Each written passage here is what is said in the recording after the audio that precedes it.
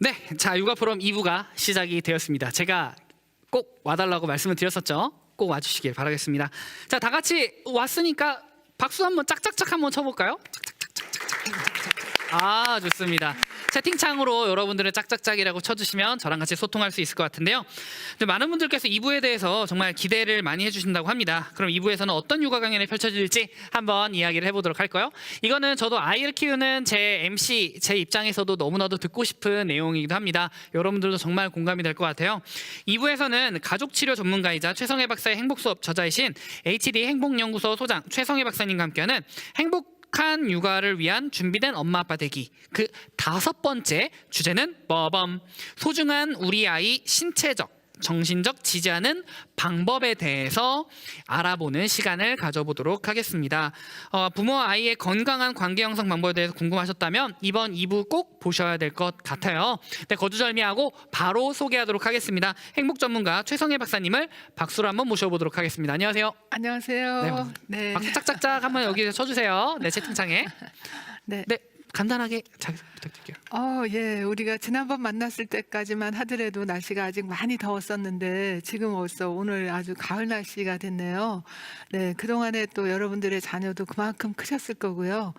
제가 오늘 강의를 준비할 때 이제 물론 처음 들으시는 분도 계시겠지만 저와 벌써 4번째, 5번째 이렇게 만나신 분들도 계시잖아요. 그래서 내용을 조금 더 업그레이드된 내용을 할 겁니다. 제가 강의를 그냥 처음 갈 때 하는 그 정도의 수준이 아니라 훨씬 누적된 여러분들의 그 어떤 그 많은 어떤 지식과 그런 호기심 또 열정, 그것을 다 감안해 갖고 오늘 내용은 여러분들에게 정말 큰 도움이 될 거라고 생각하고 준비를 열심히 했습니다. 아, 네, 준비 정말 열심히 해주신네요. 그래서 곧 기대해 보도록 하겠습니다. 그리고 잠깐만 공지사항 먼저 잠깐 말씀드릴게요. 지금 제가 아까 전에 그 스카트 해가지고 뭐 이름 5개 쳤던 거 기억하시죠? 향 5개 그거 쳐주신 분들께 제가 선물을 드린다고 했었는데 15분의 선정이 지금 막 완료가 되었다고 합니다. 그래가지고 긴급하게 여러분들에게 좀 말씀을 드리는데요.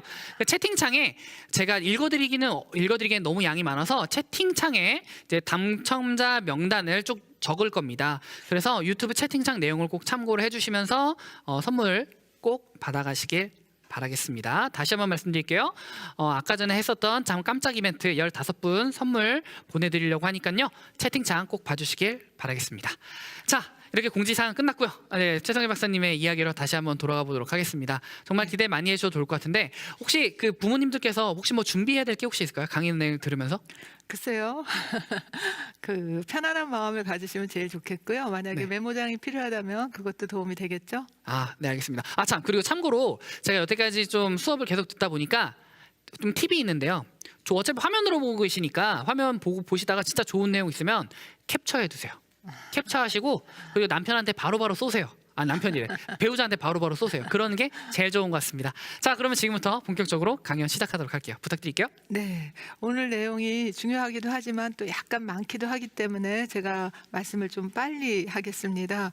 우리가 지금까지 이제 한 5번째 만났잖아요. 오늘은 신체적, 정신적 돌봄의 중요성인데요.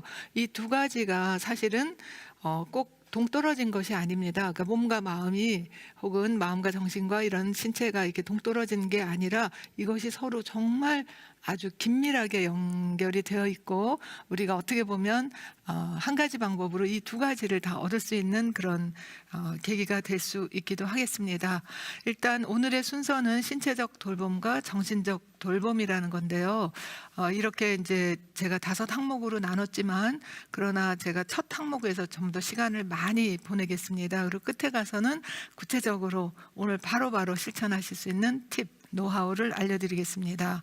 먼저 우리가 신체적 돌봄이라고 하면은 아기들, 특히 갓 태어난 아기들은 뭐 혼자 목도 못 가누고 혼자 앉지도 못하고 기어다니지도 못하고 대부분 시간 많이 누워 있잖아요. 그래서 생존에 필요한 거의 모든 돌봄을 이제 돌보미한테, 부모님한테 받아야 되고 이런 돌봄을 애들이 잘 받으면서 차츰차츰 이제 대소변도 가릴 수 있고 혼자 밥도 떠먹을 수 있고 혼자 걸어 다닐 수도 있습니다. 있습니다. 이런 걸 우리가 신체적 자기 조율이라고 해요. 그리고 이런 것을 하기 위해서 우리가 뭐 가장 많이 신경 쓰는 게 옷이고 음식이고 또 그네, 보행기, 유모차, 신발, 뭐 예방 접종, 또 치아 관리 이런 것도 많이 하죠. 네, 그렇습니다. 우리가 이런 거에 대해서는 사실 거의 뭐 두말하면 필요가 없을 정도이지만, 그럼 정서적 돌봄은 어떤가? 우리 정서적 돌봄을 좀 보겠습니다. 아기들은요, 자기 자신의 감정이 뭔지도 모르고 자기 욕구가 뭔지도 모르지만 아무튼 자기 상태를 표현함으로써 이것도 돌봄을 받아야지만 이제 차츰차츰 스스로 자기 조절 능력이 생기게 되거든요. 그래서 자기 감정 알아차리지도 못하고 조절도 못하고 다만 자기 상태를, 배가 고픈지 아니면 추운지 더운지 상태를 그 울음으로 혹은 표정으로 표현을 합니다. 근데 이때 양육자가 정말 일관되고 즉각적이고 그리고 애정어린 돌봄 또는 달래주기를 이렇게 해줘야지 아이가 이제 진정하는 법을 이제 스스로 이렇게 터득하게 돼서 나중에 학교를 가거나 뭐 어른이 됐을 때라도 그런 어떤 감정적인 상황, 자기 욕구 이런 것이 있을 때 이걸 적절하게 표현하고 또 남과 더불어 잘 살 수가 있거든요. 그래서 처음에 말씀드렸듯이 신체적 돌봄과 정서적 돌봄은 사실 떨어져 있는 게 아니라 같이 굉장히 밀접되게 상관이 되어 있고요.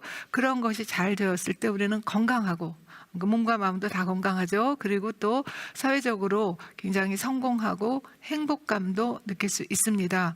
좀 더 구체적으로 말씀드리자면 이것은 감정 조절력, 신체 조절력, 그리고 인지 능력과 대인관계 능력 등으로 해서 이게 발현이 되는데, 그러려면 우리 몸 안에서 신체적으로 신경계, 면역계, 호르몬계가 서로 잘 조화를 이루면서 작동을 해줘야 된다는 거죠.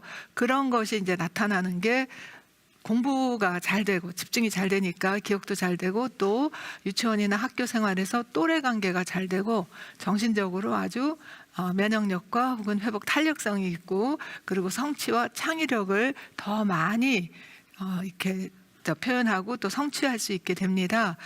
네, 그래서 이런 정서적인 요구와 또 아이의 발달에 필요한 가장 기본적인 요소는 마치 아기에게 먹을 걸 주고 치아 관리를 해주고 하는 것처럼 아이의 정서적 발달에 혹은 정서적 요구에 가장 필요한 요소들은요, 눈 맞춤을 해주는 거예요. 정말 간단한 것 같은데 많은 분들이 이것의 중요성을 잘 모릅니다. 눈 맞춤, 그다음에 이제 스킨십, 같이 이제 피부 접촉을 해주는 거, 안아주고 하는 거요.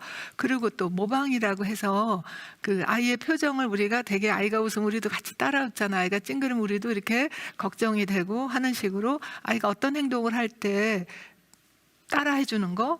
그러면 또 아이들은 또 부모의 모습을 따라하고 그러면서 이제 말투라든지 습관이라든지 행동 같은 것이 형성되는데 굉장히 중요합니다. 가만 놔두면 아이가 자기가 뭘 어떻게 해야 될지를 모르기 때문이죠. 그리고 또한 중요한 거가 정서적 욕구 중에서는요, 우리가 막 울고 놀라고 화내고 이런 아이들을 달래주는 것도 매우 필요해요. 이것을 다운 플레이라고 합니다. 감정이 막 이렇게 고조되는 것을 이렇게 좀 가라앉게 진정시켜주는 거. 근데 그것만 중요한 게 아니에요. 아이가 혼자 축 처져 있고 외롭고 심심하고 지루할 때 이거를 업플레이라고 해가지고 즐겁게 해주고 같이 상호작용하고 놀이하고 활동에 참여하는 거, 이 두 가지가 다 필요합니다. 그래서 그걸 적절하게 할 수 있어야지만 감정이 고조돼도 이게 지나치지 않고 감정이 떨어진다고 해서 지나치게 우울하거나 의기소침하지 않죠. 그리고 정서적 유대감은 무엇보다도 중요한데요. 우리 뇌는 혼자 가만 놔두고 발전하는 게 아니라 상호작용 속에서 뇌가 서로 상호 형성이 되고 구조와 기능이 더 발달될 수 있다는 게 요즘 현대 뇌과학에서 많이 나오는 내용이거든요. 그래서 눈을 마주보고 서로 활동하고 이래야지만 뇌가 잘 연결이 되는데 거기에 이제 그 뭐랄까 접착제 역할을 하는 게 정서적 유대감인 거죠. 그래서 아이가 놀랄 때 우리가 거기에 대해서 공감해주고 위로해주고 지지해주고 이런 것들이 정서적 유대감이 되겠죠. 그렇게 해야지만 교감과 소통이 가능하고 이럴 때 아이들은 정신적으로도 아주 탄탄하고 건강하고 또 정서적으로도 우리가 놀라고 슬프고 뭐 이럴 때도 이것이 조절력이 잘 형성되면서 탄력 있게 유연성을 갖게 됩니다. 이런 것을 심리적 면역력이라고도 합니다. 자, 이제 여기까지는 제가 이전에도 많이 말씀드렸으니까 아마 복습이라고 들으시고요. 이번에 제가 오늘 아주 중요한 그런 핵심 내용을 말씀드릴게요. 이게 바로 이제 미주신경이라는 건데요. 좀 낯설죠. 미주신경은 제가 조금 이따 설명을 해드릴 텐데 우리 놀라고 각성하고 흥분하는 교감신경계와 안정하고 진정하고 차분하게 휴식을 취하는 부교감신경계 중에서 이 부교감신경계의 대표적인 가장 큰 역할을 하는 것이 바로 미주신경입니다. 그리고 이 미주신경은요, 그냥 한마디로 얘기하면 생명과 직결된다는 거예요. 우리 아이들 열심히 돌보는 거 살리기 위한 거잖아요. 그것도 건강하게. 그런데 그러려면 미주신경에 대해서 우리가 올바로 알고 어떻게 하면 미주신경을 더 잘 튼튼하게 키워주는가. 근데 이거는 아기뿐만이 아니라 우리 자신에게도 너무나 중요한 거예요. 그래서 알고 보면 쉽지만 모르면 우리가 엄청난 고생을 많이 하고 또 병도 앓고 비용도 많이 들고 이렇게 됩니다. 그래서 제가 미주신경은 생명과 직결되면서 이것이 잘 발달되도록 도와줘야 된다. 그리고 도와주는 방법을 끝에 가서 더 알려드리겠습니다. 자, 미주신경에 대해서 이해를 하시기 위해서는 스트레스 반응 체계라는 거를 조금 이해하시면 좋은데요. 여기 이제 그림에 보시다시피 뭐 엄마인지 선생님인지 누군가가 이제 아기한테 이제 막 화를 내잖아요.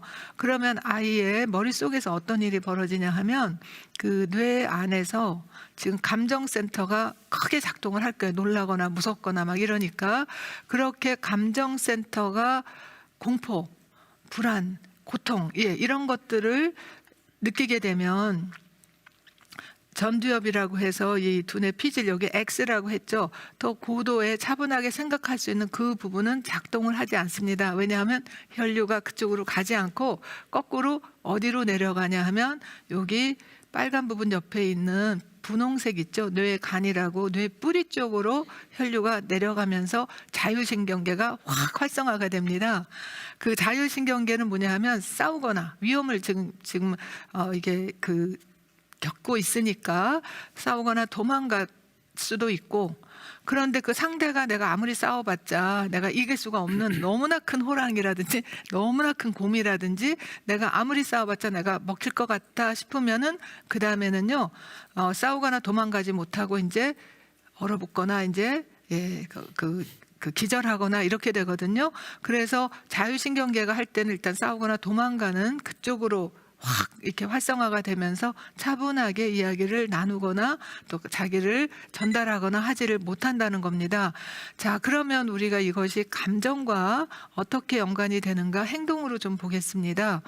자, 감정 조절 영역이라는 게 있는데요.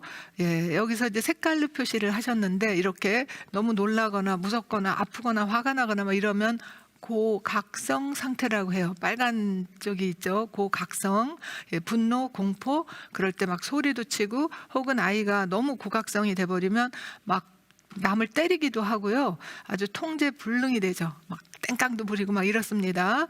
그리고 그것보다는 조금 덜하지만 그래도 감정이 이제 좀 고조가 됐을 때는 되게 짜증을 내고 아니면 불안하고 걱정하고 그리고 지나치게 좀 흥분이 돼가지고 까불기도 합니다.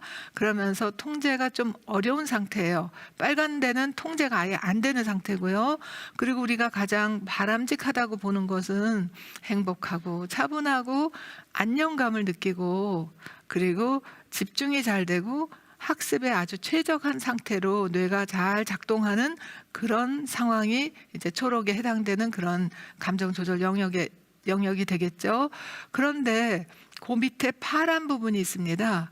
이것은 뭐냐 하면 이것 또한 감정 조절에서 우리가 어려움을 느끼는 부분인데 기쁘지가 않아요. 행복하지가 않아요. 그렇다고 해서 짜증을 내거나 화를 내는 건 아닌데 되게 우울하거나 슬프거나 피로감이 느끼거나 재미가 없어서 따분하거나 그리고 동작도 되게 느릿느릿하죠. 밥도 천천히 먹고요. 예, 이런 상태를 우리가 저각성 상태라고 합니다. 그런데 많은 사람들이 고각성 상태는 애가 소리를 치고 화를 내고 막 이러니까 여기에 대해서는 관심을 좀 많이 기울이는 편인데 저각성이 어떤 면에서는 더 위험할 수도 있다는 거, 건강에도 그리고 정신 건강에도 더 위험할 수도 있고 우리가 더 눈여겨봐야 한다고 제가 말씀을 드릴게요. 자, 그러면 이제 이것을 가지고 지금 본인, 자기 자신 여기 들으시는 어머니나 엄마나 아빠 자기는 여기에 해당되는지 여기에 해당되는지 혹은 여기나 여기에 해당되는지 한번 잠깐 생각해 보시고요. 또 자기 자녀들은 지금 어디에 해당이 되는가 한번 또 생각해 보시면 좋겠습니다. 자, 그래서 이제 우리가 싸우거나 도망가는 거는 교감신경이 과각성, 과활성화된 상태라고 그랬죠. 그렇게 되면 우리 뇌에서도 띵띵띵띵 막 경보음이 마치 화재 경보기가 막 소리를 치는 것 같이 그러기 때문에 과장된 감정 반응을 보입니다. 막 이제 놀라거나 막 이제 화가 나거나 그리고 아이가 이제 깜짝깜짝 놀라기도 하고 심지어는 공황 발작을 일으키기도 합니다. 대개 이제 공황 발작은 처음 나오는 거는 한 사춘기 때 나오고 20, 30대 가장 흔하긴 한데 아무튼 이제 막 숨이 안 쉬어지고 가슴이 답답하고 죽을 것 같은 그런 상황이 벌어지는 거죠. 그리고 이제 많은 공포감, 분노, 공격성 이런 것들이 다 교감신경이 지나치게 활성화 혹은 과각성된 상태고요. 반대로 이것이 지나치게 저활성화된 상태가 있습니다. 얼어붙거나 기절한다고 하는데요. 이때는 뭐냐 하면 부교감 신경계가 아예 두꺼비집이 내려가듯이 탁 내려가 버리는 상태예요. 얼마 전에 비가 많이 왔었죠.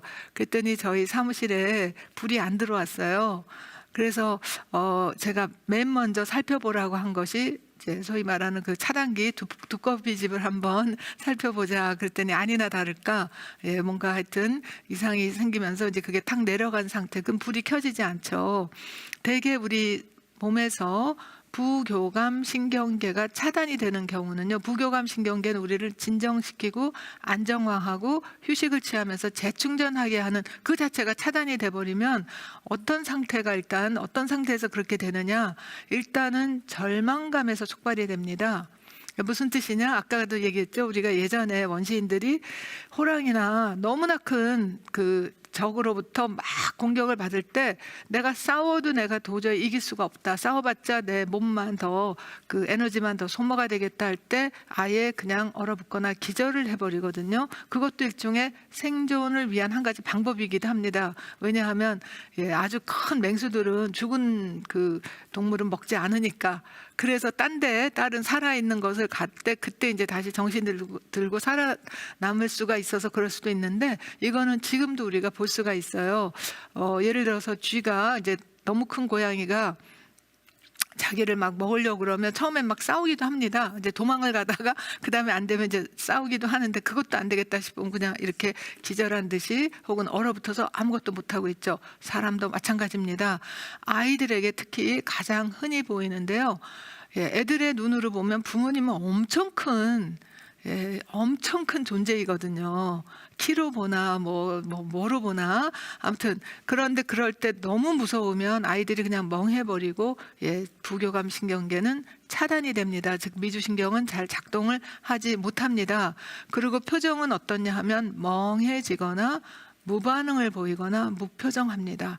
보통 우리 흔한 말로 얼이 빠졌다 혹은 얼이 나갔다 그런 표현을 하는데 실제로 정말 굉장히 싸우거나 도망가는 것보다 더 위험한 상태가 되는 거예요. 그리고 기억도 나지 않고 기억력이 저하되고 또 이런 것이 이제 자주 반복되고 이게 너무 큰 그런 두려운 상태가 일어나게 되면 그 사람이나 그 장소를 회피하려고 하죠. 그러니까 아이들이 예를 들어서 어린이집에 막 안 간다고 하면 거기서 뭔가 있었다는 거예요. 그 뭐 다른 친구가 때렸건 뭐 어쨌든 간에 그러니까 그 장소를 피하려고 하는 거죠. 그리고 감정적으로는 마비가 돼서 이런 아이들한테 기분이 어때 물어봤자 몰라요 그래요. 아예 말을 못 합니다. 감정적으로 느낌이 오지 않을 정도로. 그런데 아무것도 안 하면 피곤하지 않을 것 같지만 매우 오히려 싸우고 화내는 사람보다 더 만성적으로 피곤해 합니다. 그러니까 늘 나른하고 축 처져 있는 것 같이 보이죠.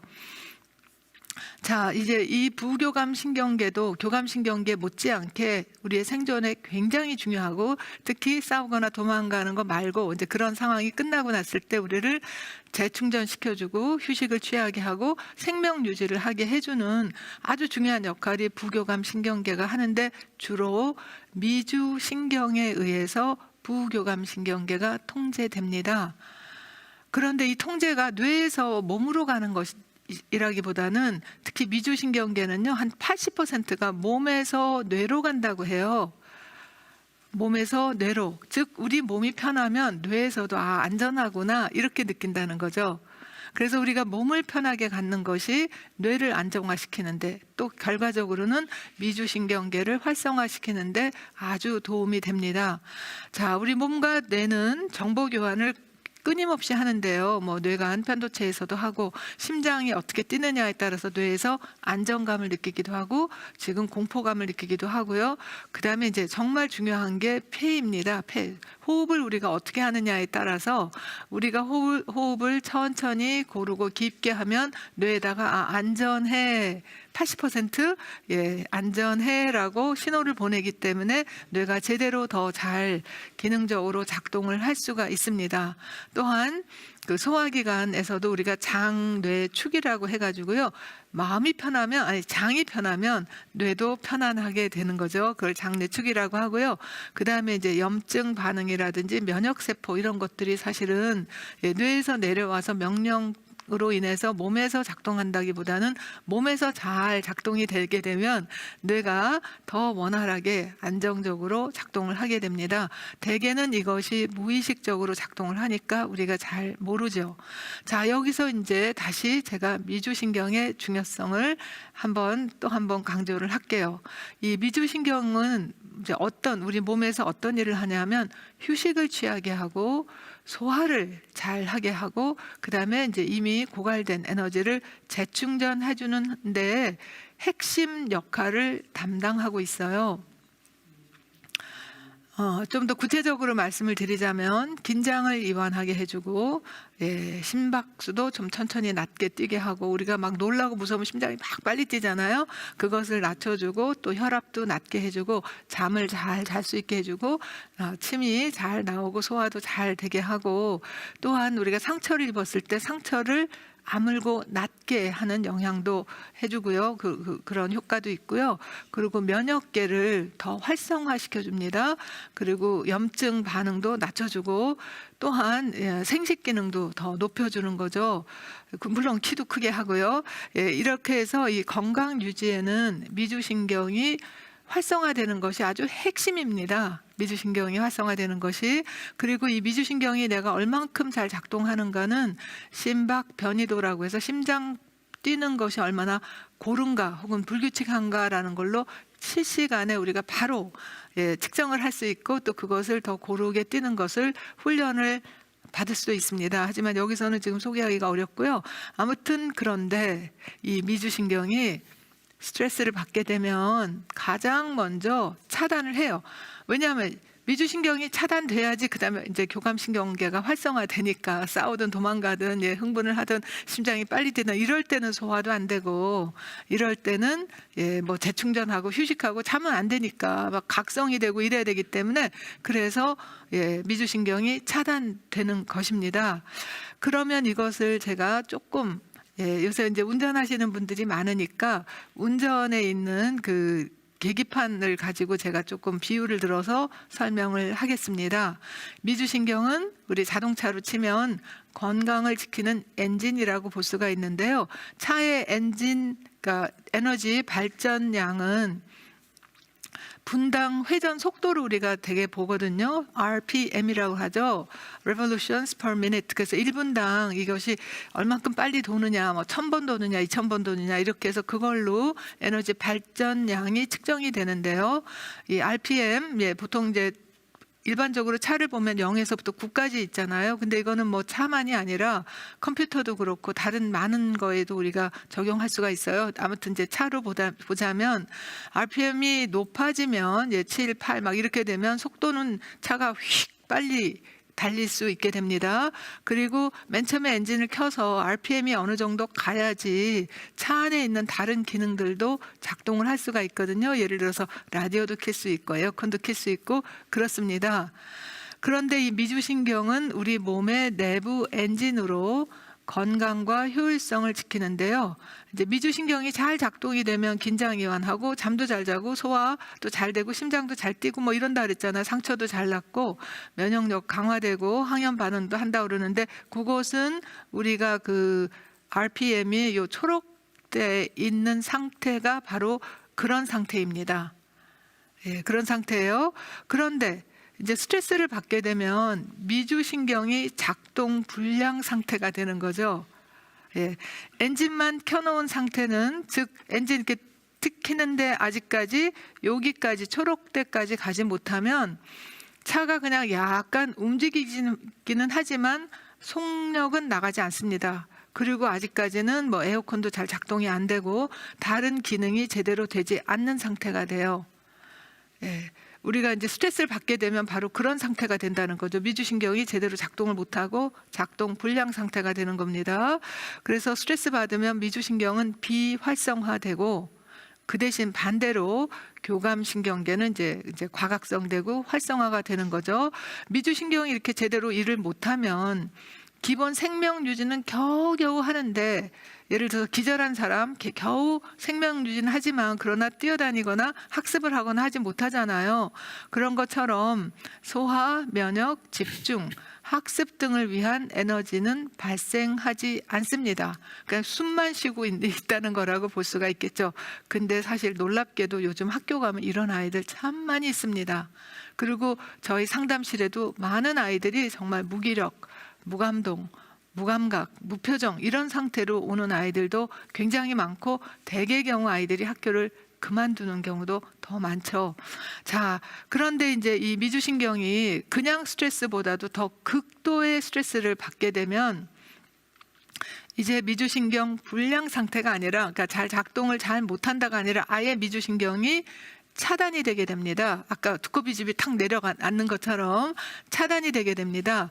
그거는 언제 그런 일이 벌어지냐 하면은 바로 이 엔진에서 여기 불량 상태도 위험하지만 이것이 이제 극도로 너무나 심해지게 되면 스트레스가 여기서는 더 빠른 회속을 하다 보면 차가 망가지기 때문에 아예 엔진이 탁 꺼지게 되는 그런 상태가 되거든요. 그래서 RPM이 빨간 단계에 도달하면 더 엔진을 차를 망가지지 않게 하기 위해서 엔진이 꺼지는데 우리 몸도 우리 몸에 있는 여러 가지 그런 면역계, 신경계, 호르몬계 이런 것들이 더 망가지지 않게 하기 위해서 이제 차단이 되는 거죠.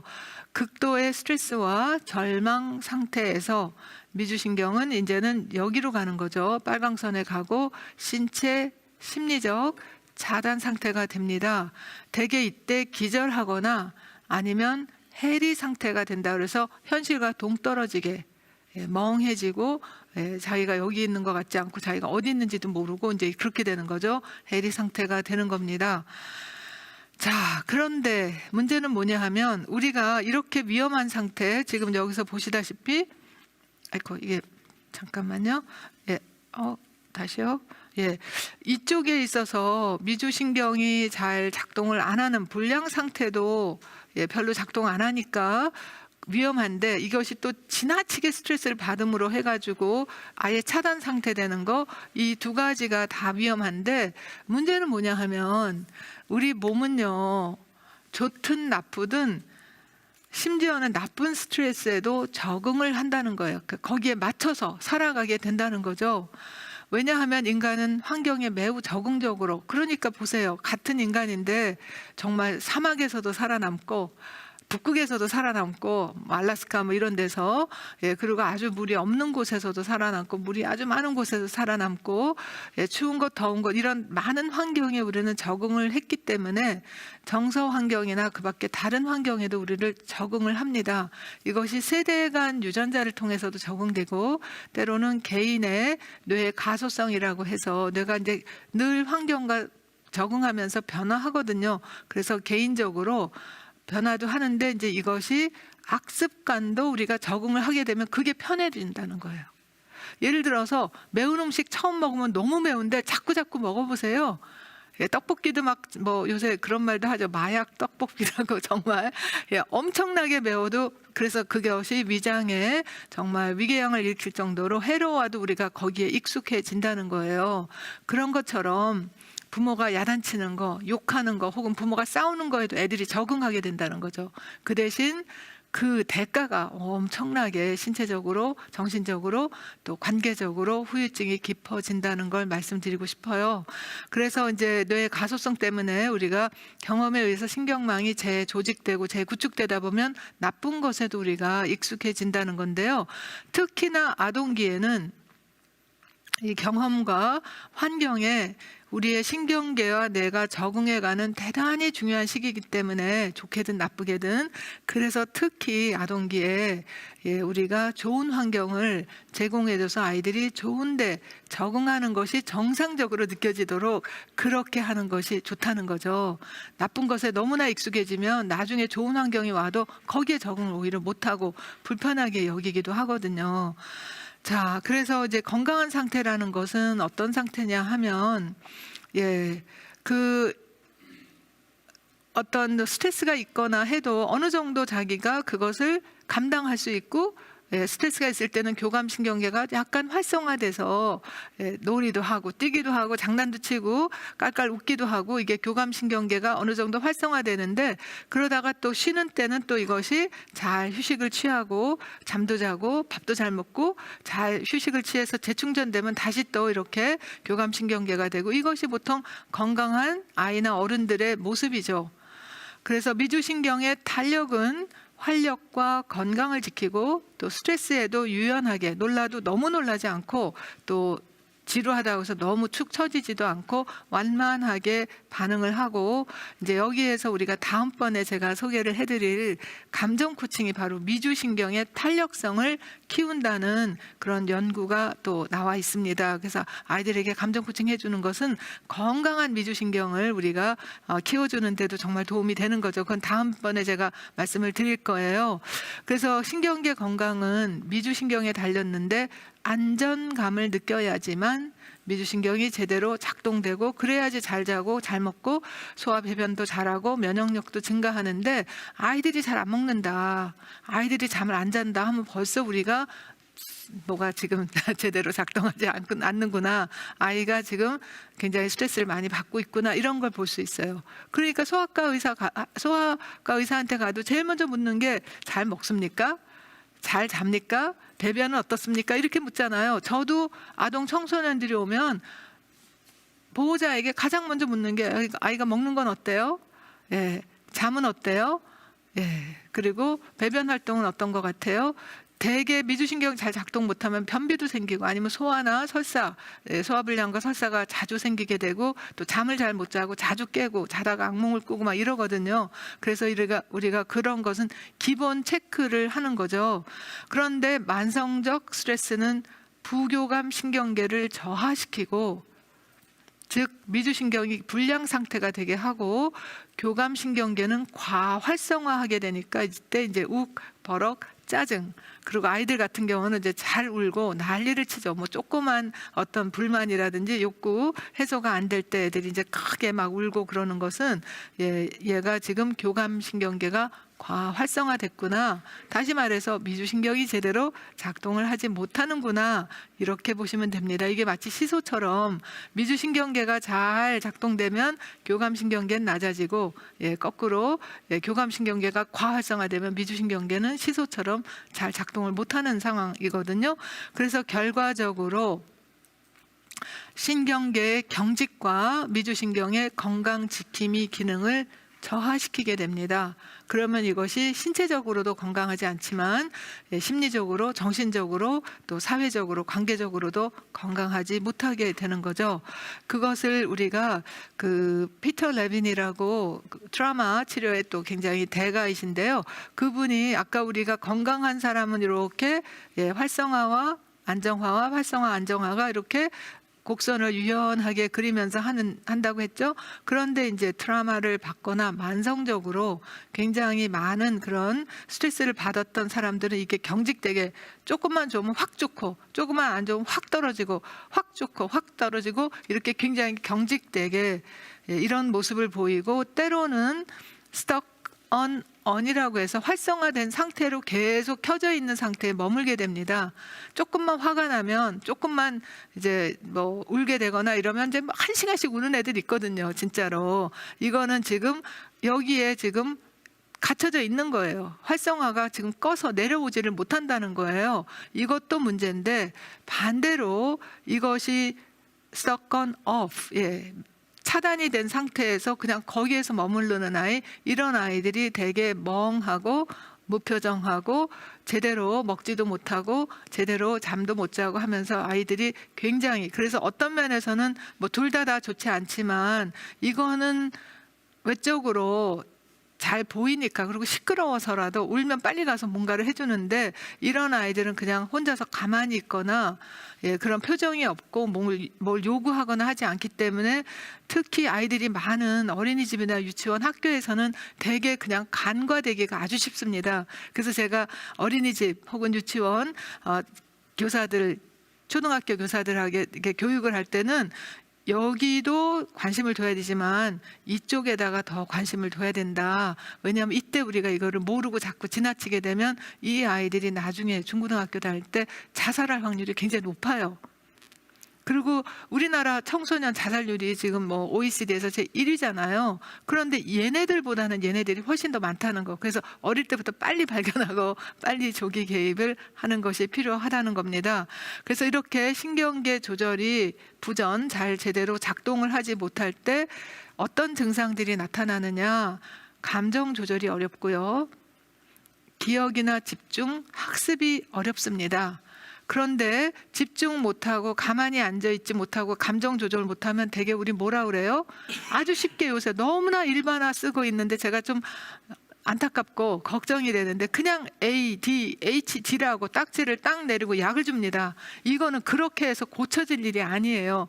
원인도 잘못 짚은 거고 처방도 잘못된 거거든요. 그렇게 해서 아이가 정말 자기 조절 능력이 생기고 집중력이 올라가고 학습에 대한 흥미와 동기가 부여되는 게 아니기 때문이죠.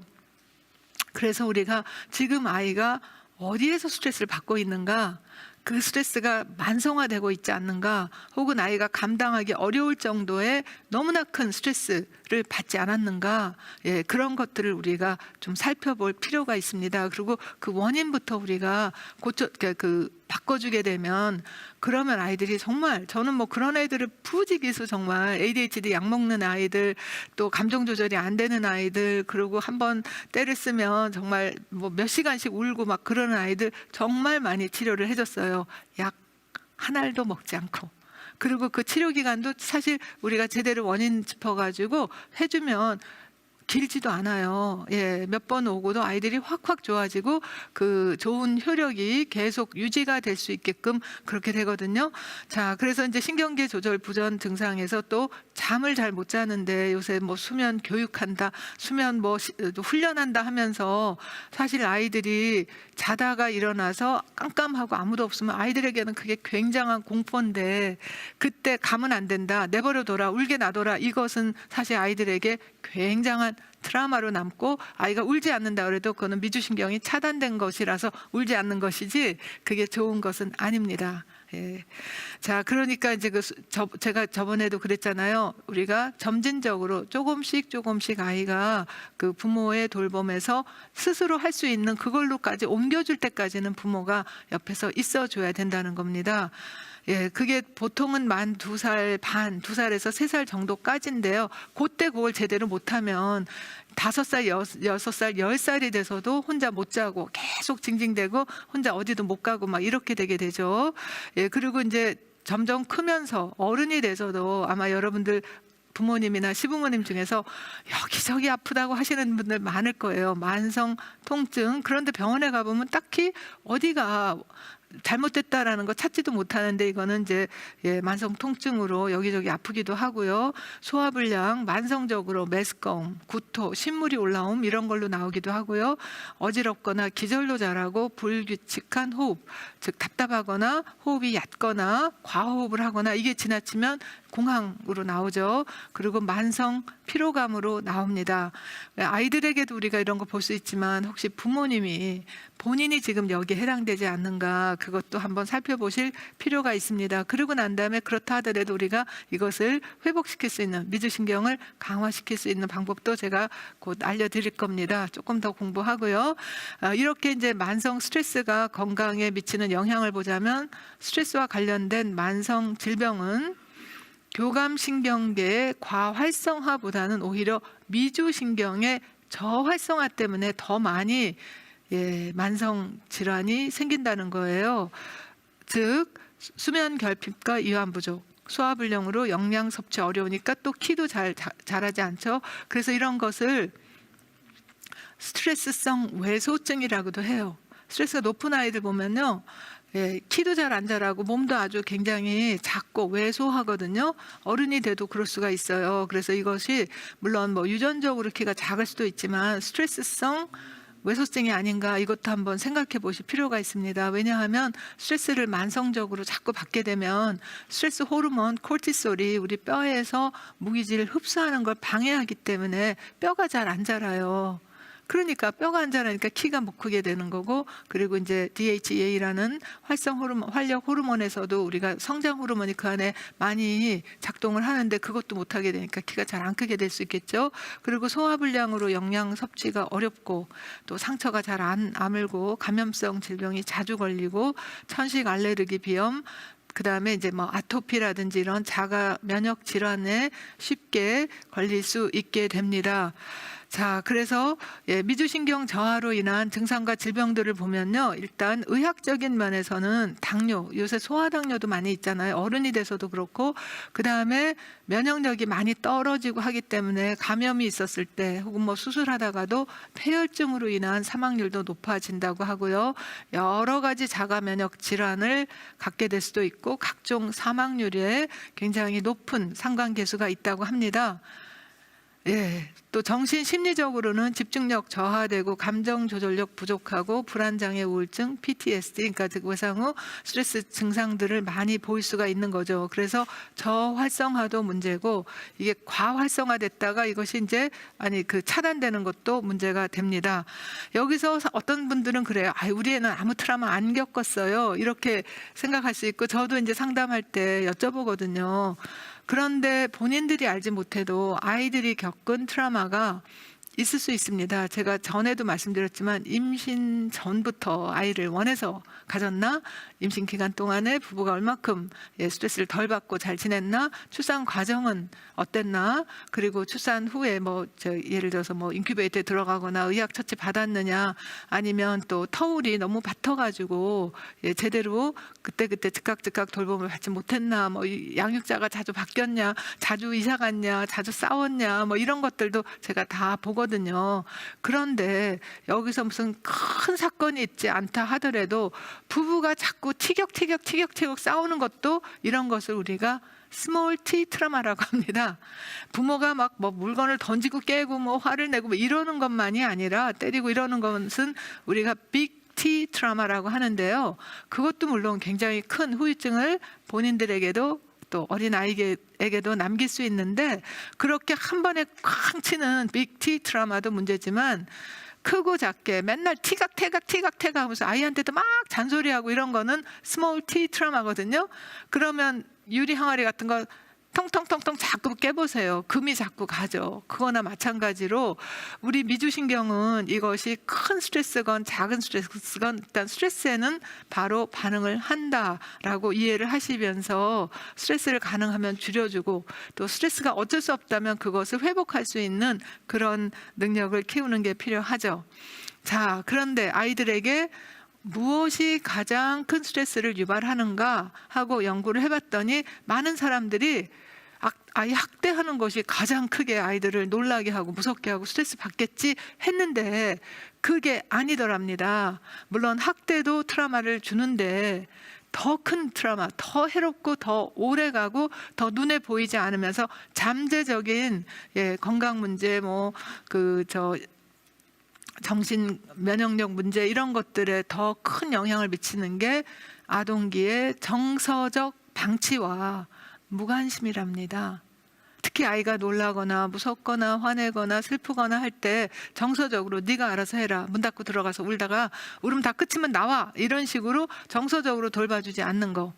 아니면 이제 돌보미가 자꾸 바뀌면서 부모는 아이를 사랑하지만 아침에 일찍 떠났다가 애가 중간에 하루 종일 겪는 여러 가지 정서적인 상황들이 있을 거 아니에요. 그런 거 거의 모르고 집에 와서 보면 아이 그냥 잘 먹었는지 목욕시켜주고 그리고 잘 자면 된다 이렇게 되는데 그 사이에 아이는 정서적인 방치를 받게 됩니다. 그리고 또한 무관심도 아이들에게는 부모님 분명 계시는데 별로 관심 안 주고 언제만 관심 주냐? 공부 잘했을 때, 그럴 때만 관심을 준다면 이 아이들에게는 굉장한 스트레스가 된다는 거죠. 거기다가 부모 자신도 스트레스를 많이 받게 되면 더욱더 우리 아이들에게 욱버럭 짜증을 내리거나 아니면 무관심하게 되는데 부모 자신의 스트레스를 촉발시키는 게 뭘까요? 부부가 서로 대화가 안 되고 소통이 안 되고, 그래서 제가 지난번에 그 부분을 굉장히 강조해서 말씀을 드렸잖아요. 부부 관계 개선하는 거 그렇게 어렵지 않으니까 제대로 방법만 알면, 저 같은 경우 이틀 만에 정말 이혼 소장 내고 별거 하고 이러던 분들도 회복이 되니까 제대로 정말 우리가 배우고, 더 좋은 것은 관계가 나빠지기 전에 교육을 조금만 받으셔도 훨씬 안정적으로 행복하게 본인들도 스트레스 덜 받고 아이들에게도 스트레스를 덜 줄 수 있게 되겠죠. 거기다 우울증이라든지 아니면은 이제 과로로 인한 업무에서 오는 과로라든지 인간관계에서 오는 그런 것들이 부모의 스트레스를 촉발하는 거가 되겠습니다. 자, 그러면 우리 여태까지 말씀드린 거 한번 여러분들이 자기 자신을 한번 이렇게 돌아보세요. 당신의 미주신경은 지금 어떤 상태인가요? 이 초록 안에 들면 양호에서 최적 상태라고 볼 수가 있겠죠. 이럴 때 미주신경이 잘 양호하게 작동하고 최적 상태일 때는 긴장 이완이 가능합니다. 잠도 잘 잡니다. 그리고 감정적으로 균형이 잘 잡혀 있습니다. 그러니까 우울하지도 않고 불안하지도 않고 아주 균형을 잘 잡을 수가 있고, 그리고 이럴 때는 사회적으로도 아주 즐겁게 참여할 수가 있고요. 무엇보다도 건강하죠. 신체 건강뿐만이 아니라 정서적으로 정신적으로도 아주 건강한 상태라고 보시면 돼요. 그런데 자신의 미주 신경이 저활성화 상태라면 불안, 공포, 걱정 이런 것들이 늘 끊임없이 뭐가 잘못될 것 같고 뭐가 안 될 것 같고, 그런 불안감과 걱정이 끊이지 않고, 그 다음에 감정 조절이 어려워져서 조금 화가 나면 이제 화를 이제 욱버럭 짜증을 내고, 그 다음에 만성적인 질병, 고혈압, 당뇨라든지 류마티즘, 천식, 피부 질환 이런 것들을 가질 수도 있고요. 그리고 감정적으로 매우 불균형적이고, 그래서 감정이 오락내락 막 하죠.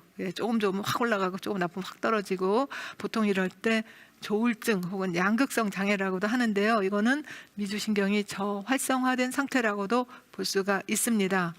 그런데 만약에 이게 과부하 상태가 되면 어떻게 되냐? 이제 차단된다 그랬죠. 감정적으로 아예 마비가 되는 거지. 화가 나고 이런 게 아니에요.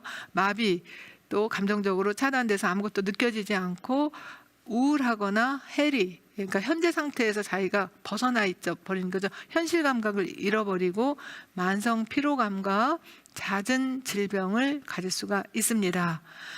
자, 여기까지 얘기하면 야, 큰일 났다. 내가 지금 만약에 이 상태도 그렇고 이 상태도 그렇고 어떻게 하면 이 상태로 갈 수 있는가? 갈 수 있습니다. 그것도 아주 쉽게 바로 지금부터 오늘부터 하실 수 있는 방법을 알려드릴게요. 가장 쉬운 방법은 우리의 오장육부, 아까 제가 그랬잖아요. 이제 미주신경은 몸에서 뇌로 가는 것이 80%라고 했잖아요. 몸을 조절할 수 있는 건데 그중에서 오장육부 조절할 수 있는 거 사실은 많지 않아요. 딱 한 가지, 우리의 의지와 우리의 노력으로 조절할 수 있는 것이 심장일까요? 폐일까요? 위장일까요? 소장, 방광, 대장 어떤 걸까요? 네, 답은 폐입니다. 폐. 호흡만큼은 우리 마음대로 우리가 속력을 빨리 할 수도 있고 천천히 할 수도 있고 얕게 할 수도 있고 깊이 할 수도 있어요. 폐장만큼은 우리 마음대로 조절할 수 있습니다. 본인이 그것을 알고 노력을 하면요. 호흡을 고르고 천천히 하면 뇌 감정조절센터에서 안전하다라는 신호를 받을 수가 있어요. 그러면 뇌가 집중도 잘하고 기억도 잘하고 학습을 할 수가 있게 되는 거죠. 그래서 제가 아이들 야단치기 전에 먼저 엄마가 호흡을 한 몇 번만 하자. 그리고 아이가 막 소리치고 할 때 얘를 야단치기 전에 같이 호흡을 하면 아이도 진정이 되고 엄마 아빠도 진정이 되면서 좀 더 자기 조절을 쉽게 할 수가 있죠.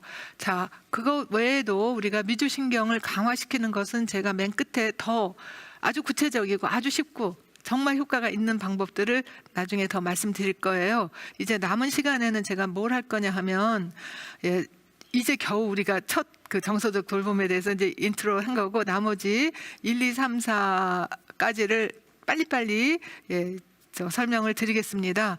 첫 번째, 우리가 놀이는 미주신경을 강화시켜주는 아주 좋은 그런 방법 중에 하나인데 그런데 제가 여기서 부모가 놀이터가 돼주라는 그런 말을 하고 있습니다. 우리 어디 비싼 데 가고 호텔 가고 뭐 호텔 호캉스 가고 이런 것이 좋은 놀이터가 되는 놀이터를 데려가는 것이 아니라 부모 자신이 아이의 놀이터가 되어준다는 건데요. 이걸 조금 더 구체적으로 설명을 드리자면 아이들은 안전하다고 느낄 때 호기심이 생깁니다. 주변을 탐색하게 돼요. 그리고 주변 세계를 탐색하면서 이제 예를 들어서 외부 세계 뭐 놀이터에 갔다고 쳤는데 거기서 어떤 큰 애가 자기 장난감을 뺏었다. 혹은 걔가 멍멍하고 컹컹 짖으면서 다가왔다. 여기에서 위험을 느끼면 아이들은 누구한테 오느냐? 피신처로 빨리 옵니다. 그 안전한 피신처가 필요한 거죠. 그래서 여기서 돌봄을 받고 위로를 받고 그것이 안전하다고 충분히 느껴지면 다시 또 놀이터에 갈 수 있고 호기심을 갖고 탐색을 할 수 있게 되는 이런 그 자연스러운 그런 그 서클이 있는데요. 근데 만약에 이 아이가 안전기지에서 아이들은 엄마 혹은 아빠가 필요한데 그리고 자기가 뭔가 탐색하고 뭔가 새로운 걸 해볼 때 날 봐줘요. 아이들은 그래요. 날 봐줘요. 그리고 내가 이렇게 잘하면 좋죠. 자기도 아이들도 엄마도 기쁘죠. 그리고 내가 못할 때는 도와줘요. 혹은 내가 심심할 때는 같이 놀아줘요. 이러면서 아이의 탐험을 지지해 달라고 그렇게 요청을 합니다. 그렇게 해서 자신감이 들게 되면 그 다음에 이제 점점 더 외부 세계, 즉 어린이집이나 뭐 놀이터라든지 이런 데 가서 탐색을 더 하고 활동을 하고 그러다가 만약에 그 피로감이 느껴지거나 위협을 느끼거나 아니면 자기가 못한다고 생각을 할 때 힘들 때 그때 이제 다시 피신처로 찾아오는 거죠. 날 보호해줘요, 위로해줘요, 그리고 날 기뻐해주고 내 기분을 좀 다독여줘요 해서 애들이 되게 이렇게 하고 다가오기도 합니다. 엄마 그리고 아니면 안아줘 하고 그런데 그 피신처가 없다면 부모가 너무 바쁘거나 아니면 너무 피곤하거나 너무 지쳐가지고 혹은 부모가 예를 들어서 뭐 이렇게 우울증에 빠졌거나 그러면 이 피신처가 되어주지 못하면 아이는 안전기지를 부모에게서 느끼지 못하면서 외부로 탐험하고 탐색하고 뭔가 새로운 걸 해보려고 하는 것을 별로 하지 않습니다. 그래서 이 아이가 이렇게 도움을 청하고 올 때 부모는 어때야 되냐? 항상 아이보다 더 크고 강하고 지혜롭고 친절해야 됩니다. 근데 이때 엄마가 아유 귀찮아, 아우 엄마 지쳤어, 아우 피곤해, 아빠는 너무 바빠 이렇게 되게 되면 아이는 돌아갈 곳이 없다는 거죠. 근데 이게 지금 아이 때만이 아니라 나중에 어른이 돼서도 나중에 크다가 인생에서 좌절감을 느끼고 또 공포감을 느끼고 실패감을 느끼고 이럴 때 마음속에 이 안전기지가 부모와 탄탄한 애착으로 형성이 된 사람은 히말라야에 가서도 부모를 떠올릴 수 있습니다. 내가 조금만 더 하자. 아니면 내가 이것만 참으면 내가 다음을 할 수 있어. 안전기지가 마음속에 구축이 되는데 이게 어릴 때 그런 경험이 부족하거나 결여됐다면 돌아갈 곳이 없습니다. 저는 미국에 살면서 유학 와서 정말 국제적 고아 미아가 되는 사람들 참 많았어요. 그 어디로 가느냐? 마약으로 빠지고 정말 이상한 곳으로 가고 마음에 위로처도 없고 안식처도 없고 안전기지가 없으니까 그래서 물어보면 어렸을 때 부모가 너무 바빴다. 어렸을 때 야단만 쳤다. 나에게 뭐만 하라고 그랬다. 맨날 싸우느라고 내가 어땠는지도 몰랐다. 이런 경우를 정말 많이 봤습니다. 그래서 뭐 미국만이 아니라 한국에서도 많이 그렇지만 우리가 이걸 좋은 놀이터가 되어준다는 거 이런 그 돌봄을 원할 때 아이가 놀라고 무섭고 화나고 슬프고 또 피곤하고 이럴 때 돌봄을 우리가 제대로 해주면 그게 굉장히 효과적으로 안정감을 확보할 수 있는데 이때 만약에 돌봄을 제대로 받지 못하고 어떤 때는 있고 어떤 때는 없고 어떤 때는 해주고 어떤 때는 안 해주고 이렇게 되게 되면 아이들은 스스로 돌봐야 되기 때문에 굉장히 방어적으로 됩니다. 뭐 한마디만 해도 부럭하고 싸우려고 그러고 피하려고 그러고 공포, 도피, 투자행, 얼어붙음, 붕괴 이런 반응을 보이게 되는 거죠. 그래서 놀이터에 막 비싼 놀이터, 비싼 장난감 사주려고 하기보다 안전한 놀이터가 되어주는 거, 이 놀이터에 꼭 가지 않아도 우리가 또 혼자 놀게 놀이터 가서도 혼자 놀게 놔두는 게 아니라 부모와 함께 노는 것이 정말 즐거운 그런 놀이터가 되어주는 거. 저도 아이들 키울 때 그때 뭐 어디 뭐 진짜 주변에 도우미가 있지 않고 그럴 때 제가 이제 아이의 신체적인 돌봄을 많이 해주면 저희 남편은 집에 저녁 때 오면은 아이들이하고 신나게 정말 제가 저녁 차리는 동안까지 너무너무 재밌게 놀아주고 그러고 나면 그다음에 이제 저녁 때 제가 또 모욕시켜주고 그리고 밤에 책 읽어주고 이제 이렇게 서로 협조를 해가면서 도와가면서 정말 그런 놀이터가 되어줬던 그런 그 기억이 나는데요. 꼭 비싼 데 가고 뭔가를 비싼 장난감을 사주지 않아도 우리가 그런 마음을 갖고 해주면 아이들에게 그런 놀이터가 돼줄 수 있습니다. 그 다음에 선물도 마찬가지인데요. 애들이 생일이 다가온다, 크리스마스가 온다, 어린이날이다 이럴 때 뭐 비싼 선물 사주고 뭔가를 뭐죠 그 클라운을 불러다가 쇼를 해주고 그런 거 안 해줘도 됩니다. 선물을 사러 가지 마시고 선물로 살아가십시오. 아이들에게 선물로 살아가는 거 그게 무슨 소리냐? 아이에게 줄 수 있는 부모가 아이에게 줄 수 있는 최고의 선물은 비싼 장난감이 아니라는 거, 비싼 옷이 아니고 뭐냐? 정서적으로 안정적으로 아이를 잘 애착 형성해 주는 거.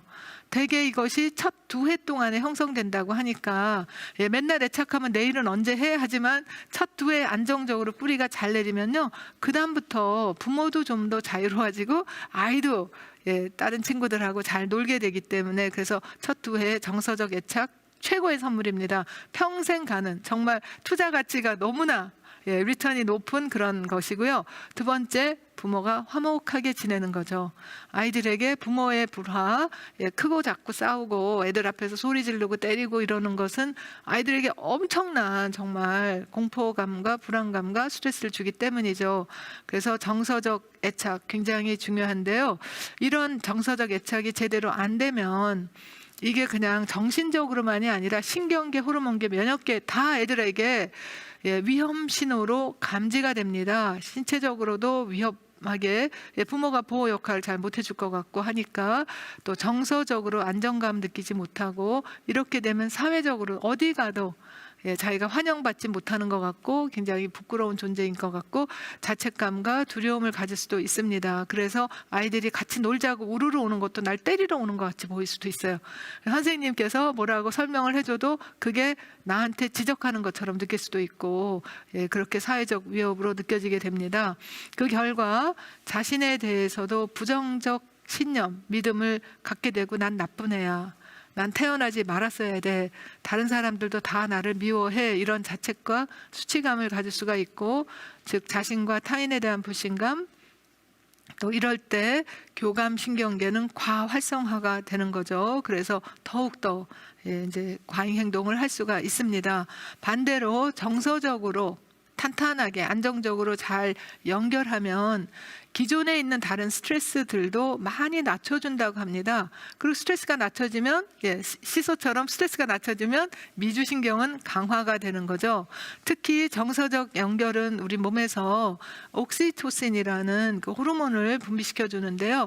옥시토신의 효과는 편도체를 진정시키고 불안감 낮추고 또 친사회적인 행동, 뭐 친절하다든지 다정하다든지 이런 행동도 증가시켜주고 심박수도 낮춰주고 혈압도 낮춰주고 염증도 완화시켜주고 심장 질환도 감소시켜주고 그다음에 뇌간의 미주신경을 직접적으로 활성화시켜주기 때문에 우리가 좀 더 따뜻하고 다정한 것을 더 많은 활동을 하면서 이것이 이제 선순환 고리로 들어갈 수가 있습니다.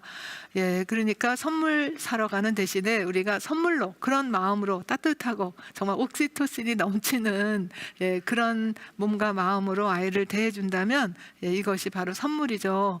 자, 그런데 이제 이런 것을 어떻게 더 가질 수 있느냐? 긍정적 감정을 우리가 자주 느끼게 되면 신경계의 조절력을 키워준다고 하는데요. 미주신경과 편도체는 쌍방적으로 작용을 합니다. 즉 미주신경이 잘 작동되면 편도체는 덜 활성화되니까 우리가 안정감을 느낄 거고요. 또 인지와 정서도 같이 쌍방적으로 작동이 되고 감정은 환경을 해득해서 뇌간의 자율신경계에 신호를 보내고 긍정적인 감정은 미주신경을 활성화하고 강화시킨다는 거예요. 그럼 어떤 사람은 그러죠. 내가 기분이 나쁜데 어떻게 긍정적인 감정을 가질 수가 있느냐. 근데 재밌는 거가요. 여기 지금 없는데 이렇게 펜 있잖아요. 저기 연필이나 펜을 이거를 이루 무르면 여러분 해보셔도 돼요. 그러면 입꼬리가 올라갑니다. 입꼬리가 올라가면 그 자체가 뇌에다가 지금 내가 안전하고 기쁘고 괜찮다 하면서 미주신경을 활성화시켜 줍니다. 그런데 내가 펜을 이렇게 입술로 이렇게 물게 되면 입꼬리가 내려가거든요. 이렇게 조금 몇 분 물고 있어 보세요. 입꼬리가 내려가면 우리가 미주신경은 이제 지금 스트레스 받는 상황이구나, 슬프거나 화가 난 상황이구나 이렇게 되게 되면 미주신경은 제대로 작동을 못합니다. 이렇게 간단하게 이게 쌍방적으로 작용하기 때문에 기뻐서 웃지만 웃다 보면 기뻐지고 슬퍼서 입이 내려가지만 입을 내려가다 보면 우리가 더 슬퍼지고 그러니까 제가 아까 호흡 내 마음대로 할 수 있다고 그랬잖아요. 입꼬리를 올리는 것도 내 마음대로 의도적으로 의식적으로 하게 되면 긍정적인 감정을 더 찾아낼 수가 있습니다. 그러니까 우리가 그 에너지 뭐 이런 것을 제가 자세히 설명은 안 드리겠지만 감정에 따라서 에너지가 높을 수도 있고 낮을 수도 있고 또 스트레스 호르몬이 나올 수도 있고 DHA 활력 호르몬이 나올 수도 있는데 아이들에게는 되게 이래요. 지금 기분이 어때? 그러면 한 만 4살만 돼도 해가 쨍쨍 비치는 데다가 손을 찍는 아이도 있고 아니면 천둥번개 치는 왼쪽에다가 손을 딱 짚는 아이도 있어요. 한 만 4살만 돼도 이 표를 가지고 우리가 자기 기분을 물어볼 수 있고 아니면 이제 조금 말귀를 알아듣는 아이라면 한 초등학교 뭐 유치원에서 초등학교 1, 2학년 정도 되면은 자기 기분이 어떤지를 물어보고 그런 기분이 들게 된 상황이 어떤지 이제 그런 것도 물어보고 우리가 잘 들어주고 그것만으로도 아이들에게 상당히 교감신경계를 안정화시키고 오히려 미주신경계를 튼튼하게 키워줍니다. 우리가 그러니까 맨 마지막 때 이것을 우리가 좀 더 잘 코칭해주는 감정 코칭은 그때 더 설명을 드릴게요. 자, 그렇다면 본인 자신은 지금 감정이 어떤지 요즘 기분이 어떤지 한번 살펴보시고 이때 중요한 것은 아무리 상황이 스트레스가 많고 아무리 누가 뭐라 하더라도 내 표정과 내 기분은 남이 정해준다는 게 아니에요. 내가 결정할 수 있고 내가 책임진다라고 생각하시면서 본인이 이제 그런 감정을 좀 더 창출할 수 있는 그런 활동, 그런 생각, 그런 그 기분을 좀 더 많이 가지면 되겠죠. 그리고 이제 그런 기분을 가지고 소통하는 방식에 따라서 정말 나의 태도가 정말 달라지는데요. 아이가 뭔가 힘들어할 때 형사, 검사, 판사의 입장은 너 왜 그랬어? 예. 너 이랬어야지. 예, 이런 것은 이성 논리 합리로 하는 것 같지만 사실은 아이들에게는 상당한 스트레스를 줍니다. 반대로 변호인 혹은 지지자 입장으로 아이고 정말 힘들었겠네. 그랬어. 그랬구나 하고 하게 되면 아이들은 진정이 되고 미주신경이 활성화된다 그랬죠. 자, 이것도 우리가 다음번에 더 설명을 드릴 거고요. 그래서 아이는 혼자서 이것을 알아차리지도 못하고 어떻게 할 수도 못하고, 즉 갓난아기가 혼자서 걷지도 못하고 혼자 밥을 차려 먹지 못하는 것처럼 정서적으로도 아이들은 굉장히 미성숙하기 때문에 자기 감정을 알고 자기 감정을 조절하지 하기가 어렵기 때문에 부모가 함께 조절을 해줘야 된다는 겁니다. 자, 우리 여기까지 했습니다. 그러면 이제 그다음에 시간 보내기 좀 할 텐데 오늘 조금 제가 양이 많다 그랬죠. 예, 질의응답까지 받으려면 말씀을 조금 더 빨리 해야 되겠는데요. 하여튼 그래도 우리가 아이랑 같이 집에 있다고 하면서 사실은 휴대전화 보고 그 아이는 혼자서 그냥 여기 이렇게 노는 경우가 많이 있죠. 이럴 때는 부모도 그렇고 아이도 그렇고 사실은 미주신경을 강화시키지 못합니다. 이거는 쉬는 게 아니고 같이 있어도 안정감을 느끼는 게 아니거든요.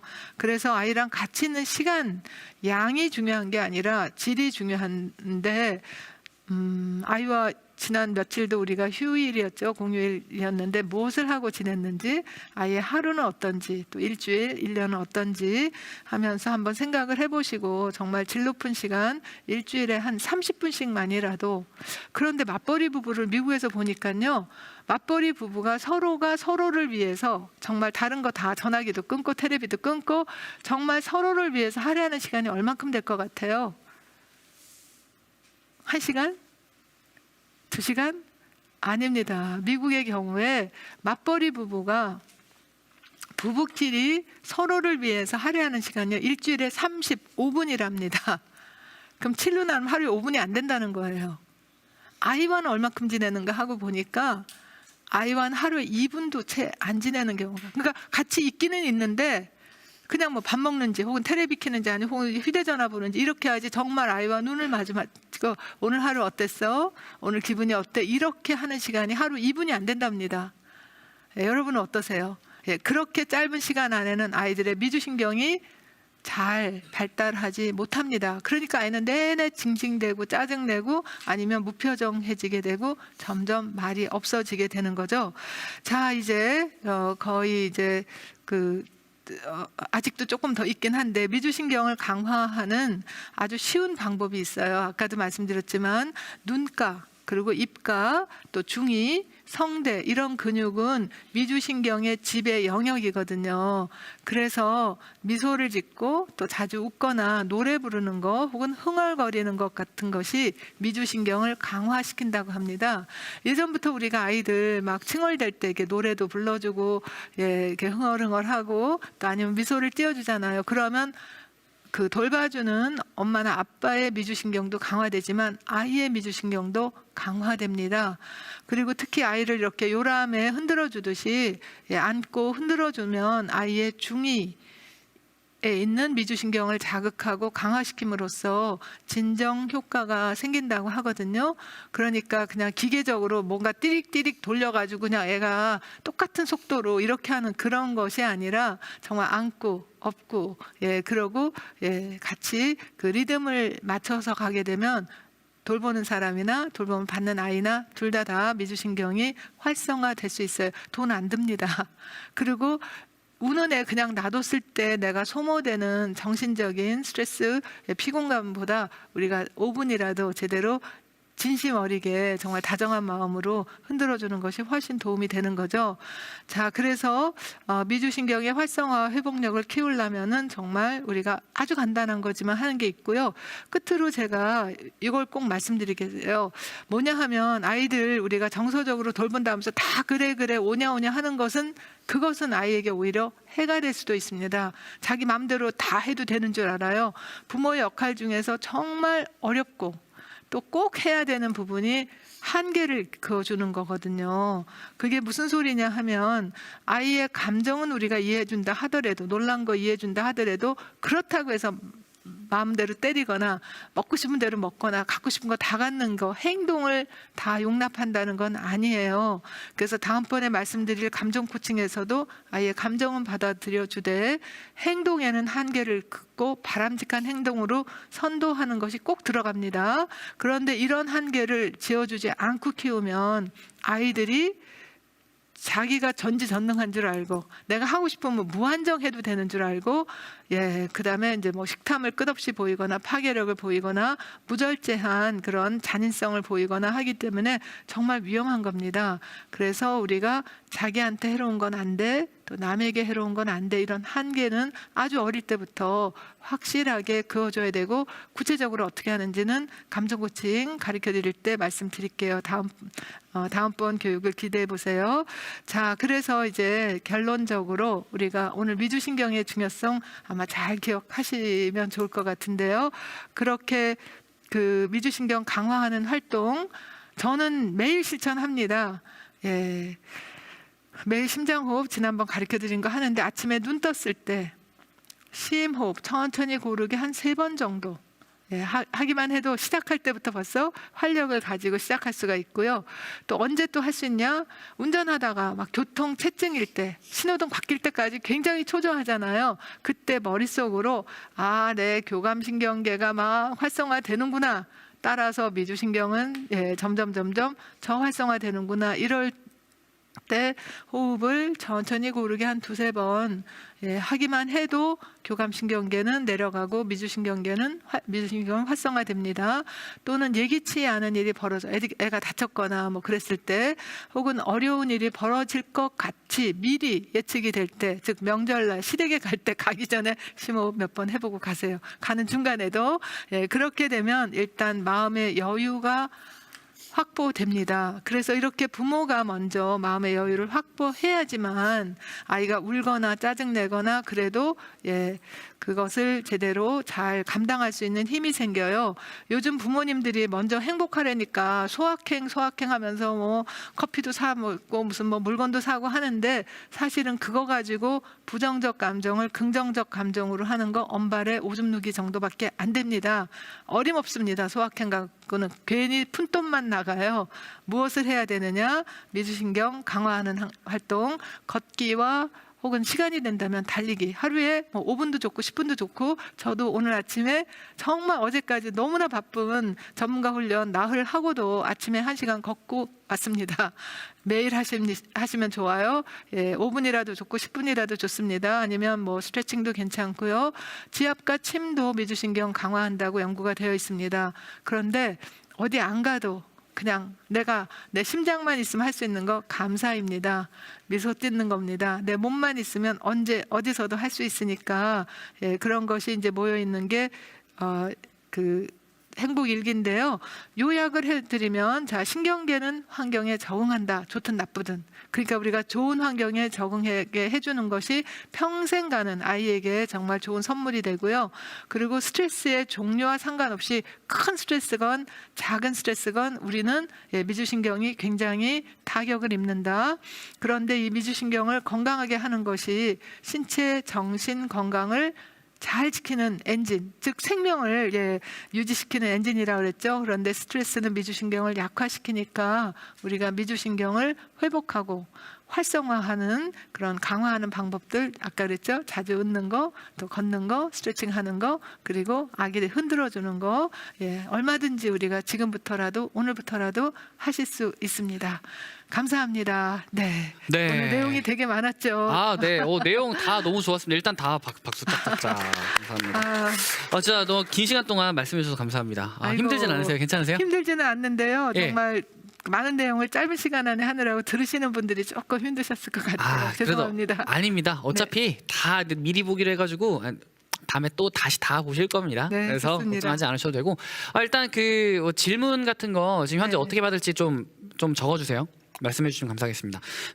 자, 그러면은 일단은 이제 고민 상담 시간이 있습니다. 저희가 미리 육아 포럼 SNS를 통해서 소중한 우리 신체적, 정신적 지지하는 방법에 대한 고민을 좀 많이 받았었거든요.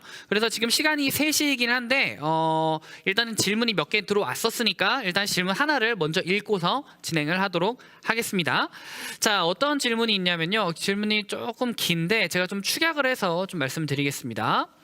16개월 남아를 키우고 있어요. 재접근기라고 해서 엄마에 대한 의존과 독립심을 함께 보이는 시기라고 하더라고요. 자기가 수저를 들고 밥을 떠보고 싶어하고 뚜껑을 따보고 싶어하고 그런데 이러한 상태에서 아이가 손을 끌고 해달라고 할 때는 다 해주는 것이 옳은지 기준을 세우기가 너무 어렵다. 그러니까 아이의 요구 중에서 아이 몸을 다치게 하거나 사람이 다치게 할 수 있는 행동에 대해서는 안 돼. 이거 아이야 다친 행동이야. 다른 사람이 다칠 수도 있어 하고 인지시켜를 해줘야 될까요? 라고 이렇게 말을 해줬는데 그러니까 말 그대로 어떻게 설명해야 될지에 대해서 좀 어렵다고 하네요. 그래서 어떻게 하는 것이 좋을까요? 네, 16개월이면 아직 만 2세가 되지 않은 상황이에요. 이때는 언어적으로 아이들은 언어를 이해하는 건 아니에요. 하지만 운해적으로 아이는 그 엄마의 표정, 음성, 자세, 태도, 목소리 이런 걸로 아 이것이 아닌 거구나 혹은 이건 해도 되는 거구나 이 정도를 아이가 파악합니다. 그래서 엄마가 진지하게 이거는 너에게 위험하니까 안 돼요 하면은 그게 무슨 소리 위험이란 뜻도 몰라도 아 이건 안 되는구나 하고 압니다. 그리고 누굴 때리려고 할 때도 이거는 다른 사람한테 해로우니까 안 돼요 해도 그 엄마의 목소리와 표정과 어떤 자세 이런 걸로 아이는 그 한계를 그래서 제가 지금 한계 긋는 게 굉장히 중요하다고 그러죠. 그러나 그렇다고 해서 모든 게 다 환경을 위험하게 해놓고 거기 가서 계속 안 돼요 하게 되면 아이는 자율성을 제대로 못 키우거든요. 제가 우리 아이들 키울 때는요 정말 그 어린이집 가기 전 유치원 가기 전까지는 거실에 가구를 거의 놓지 않았습니다. 그냥 콱 부딪혀도 될 만한 튼튼한 그런 것만 놔두고 거의 짜잘하고 위험한 걸 다 놔두지 않아서 아이들이 마음껏 기어다니고 돌아다니고 할 수 있게 해줬거든요. 그게 굉장히 필요하다고 합니다. 아이가 기어다닐 때 마음껏 기어다니는 거. 그런데 이것도 안 되고 저것도 아니고 뭐 예쁜 장난감 놓고 예쁜 뭐 장식물 놓고 해서 애가 이거 하면 야단 맞고 저거 하면 혼나고 이렇게 되면 자율감이 굉장히 축소되기 때문에 그래서 안전한 곳에선 정말 안전하게 놀 수 있대. 그러나 자신이나 남에게 해로운 거는 안 돼요라고 정도 하게 되면 아이들이 거기서 이제 자신감과 자율성 그리고 또 한계를 잘 획득하게 되는 거죠. 예. 네, 알겠습니다. 좋은 말씀 감사합니다. 자, 또 다음 질문 한번 받아볼게요. 질문 몇 개 정도 받아야 될까요? 그것도 좀 적어줄게요. 두세 개요. 네, 알겠습니다. 자, 그 다음 내용 한번 좀 읽어드릴게요. 35개월 여자아이 엄마예요. 또래보다 머리 하나 정도 키가 작기도 하고 말도 조금 늦은 편이라 아이랑 동네 놀이터를 가면 동갑내기 아이들에게 동생 대우를 받는다. 아이고.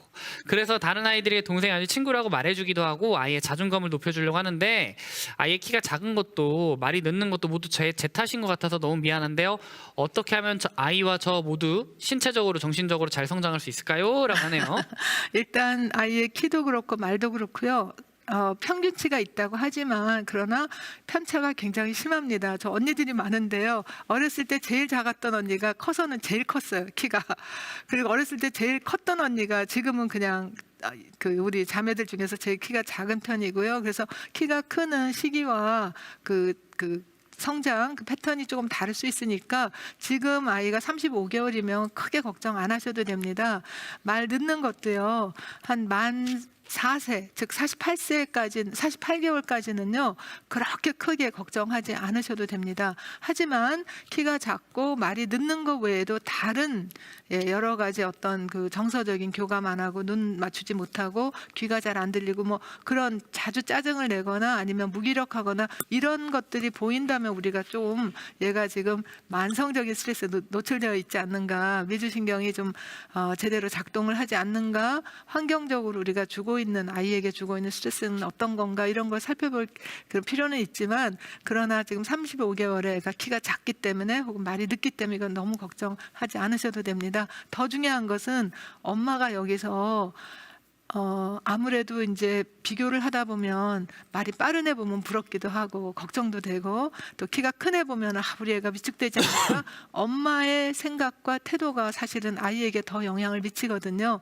그래서 이때 아이가 좀 부족하거나 느는 거에 초점을 두지 마시고 이 아이만의 또 고유한 장점이 있을 거예요. 예, 그 장점과 좋은 점을 더 먼저 보고 그것에 대해서 정말 더 이렇게 뭐랄까 격려를 해주고 할 때 아이는 잘합니다. 네. 네, 알겠습니다. 자, 이제 좋은 답변 들어봤고요. 이제 마지막 질문 답변을 들어보도록 하겠습니다.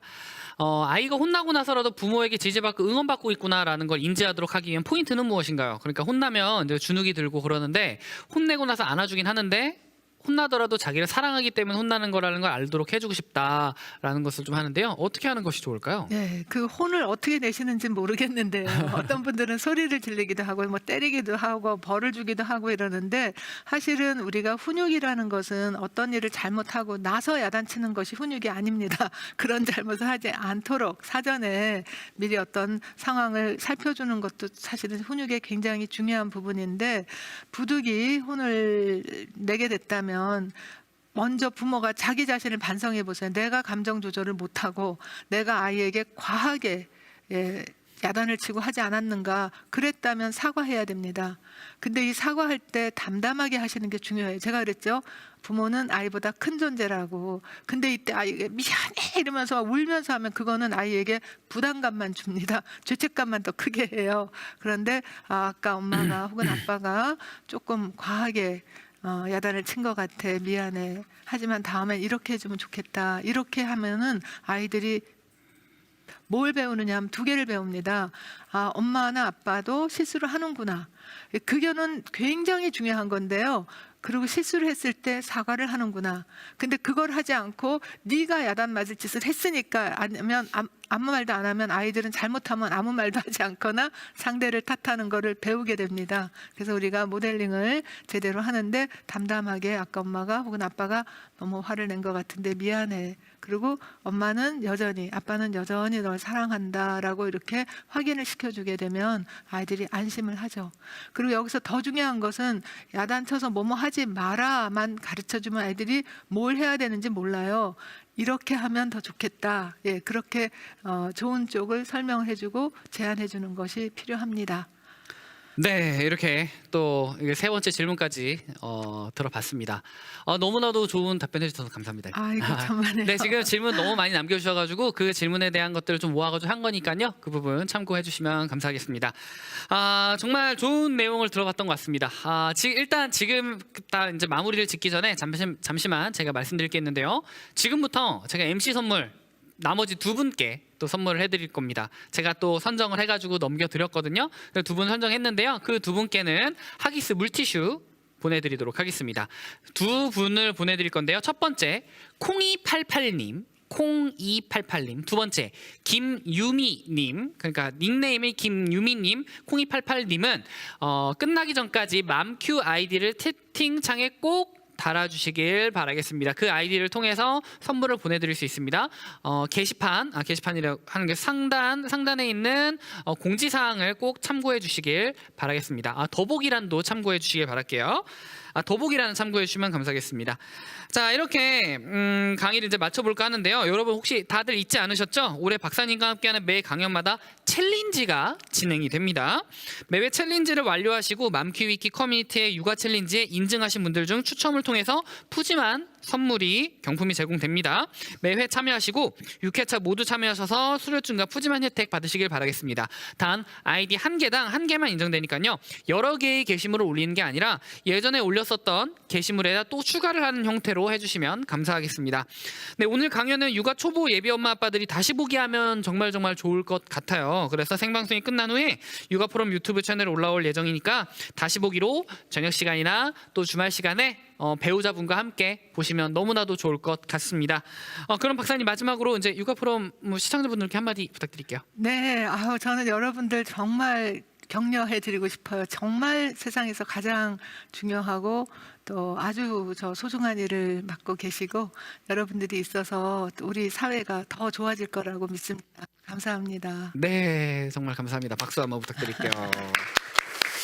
네, 다시 한번 좋은 강연 감사드립니다. 생방송 채팅 참여 이벤트가 있었잖아요. 채팅 참여 이벤트에 당첨되신 분들은 10월 25일 날 발표 예정입니다. 맘큐 고객센터 공지사항을 꼭 참고해 주시기 바라겠고요. 추가로 더보기란에 있는 설문조사에 정성스러운 의견을 남겨주시는 분들께도 푸짐한 선물 드리고 있습니다. 꼭 남겨주시기 바랄게요. 자, 그리고 맘큐 앱 맘큐 위키의 육아 프롬 코너에서 후기 댓글 남기기 이벤트도 진행 중입니다. 참여하셔서 푸짐한 선물 받아가시기 바라겠습니다. 다음 회차 방송인 육아 프롬 125회에서는요. 최성희 박사님과 함께 소중한 우리 아이 지도하기라는 주제로 해서 한번 시간을 가져볼 예정입니다. 또한 맘큐위키의 커뮤니티 코너에 Q&A에 궁금한 점을 남겨주시면 공감을 많이 받은 궁금한 점들을 선정해서 다음 회차 방송 때 꼭 읽어드리고 답변을 해드리도록 하겠습니다. 아쉽지만 유한 킴벌리 육아 프롬 124회 저희가 준비한 내용은 여기까지였습니다. 시간 너무 빨리 지나가지 않나요? 이제 곧 있으면 여러분 이제 아이 키우시는 분들은 이제 어린이집에 아이 데리러 가셔야 되겠죠? 네, 많은 분들께서 정말 도움이 되셨다고 수고하셨다고 댓글을 남겨주고 계시는데요. 저도 강연을 들으면서 너무나도 좋았던 시간이었던 것 같습니다. 자, 이렇게 마쳐보려고 합니다. 124회 마무리를 해볼까요? 초보 엄마 아빠들의 든든한 육아 길잡이 유한 킴벌리 육아 프롬, 다음 시간에는 더욱더 알찬 내용으로 찾아오도록 하겠습니다. 저는 사회자 이지훈이었습니다. 다음 시간에 만나요. 안녕.